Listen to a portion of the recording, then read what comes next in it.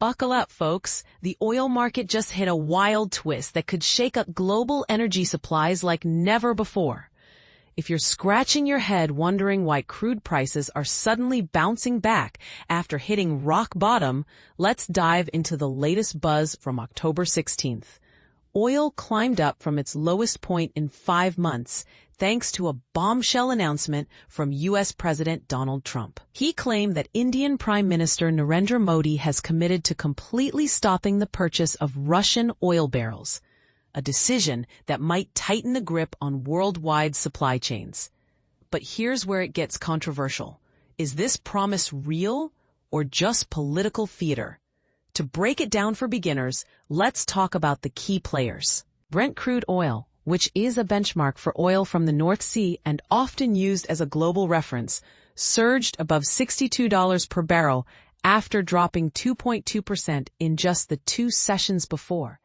Meanwhile, West Texas Intermediate, WTI, the American benchmark for domestic oil trading, hovered close to $59 per barrel. Think of Brent and WTI like different flavors of the same ice cream. Both track oil prices, but reflect regional markets, making WTI more sensitive to U.S.-specific events like pipeline issues or refinery capacity. Now, Trump's statement was intriguing, but it didn't come with a specific deadline for when India would pull the plug on those Russian purchases. For context, Russia has become a major oil supplier to India in recent years, especially as global tensions shift post-pandemic and amid sanctions. Halting that flow could indeed crimp supply, pushing prices higher as buyers scramble for alternatives.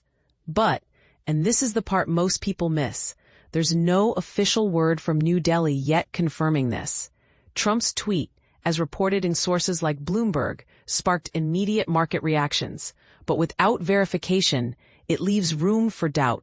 Is this a genuine diplomatic breakthrough, or a bold claim to rattle markets and influence negotiations? And what about the broader implications for India, which relies on affordable Russian oil to fuel its growing economy?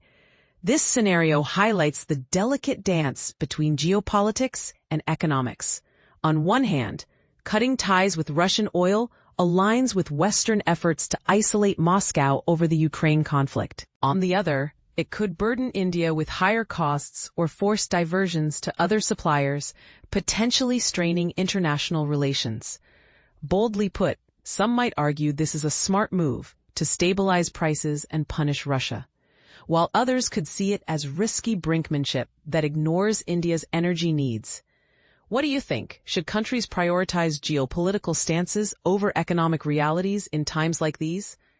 Is Trump's claim a game changer for oil markets, or just hot air? Drop your thoughts in the comments below. I'd love to hear if you agree, disagree, or have a fresh take on how this might unfold.